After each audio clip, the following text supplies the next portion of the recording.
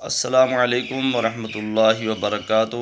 سامعین و ناظرین، آج میں اس ویڈیو میں آپ کو فاریہ نام کا معنی بتاؤں گا اور یہ بتاؤں گا کہ یہ نام رکھنا درست ہے کہ نہیں۔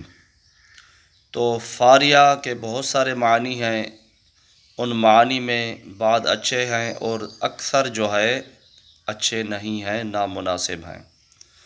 تو فاریہ کا ایک معنی ہے پھاڑنے والی، دوسرا معنی ہے چیرنے والی، ریزہ ریزہ کرنے والی، چورا چورا کرنے والی، توشہ دان بنانے والی، جھوٹی بات گھڑنے والی، تہمت لگانے والی، زمین پر چلنے والی اور زمین پر گزرنے والی، اور حیران عورت۔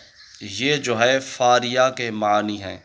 آپ نے دیکھا کہ ان معنی میں اکثر جو ہے نامناسب ہیں، اچھے نہیں ہیں، تو لہٰذا یہ فاریہ نام رکھنا بھی بہتر نہیں ہے، غیر مناسب ہے۔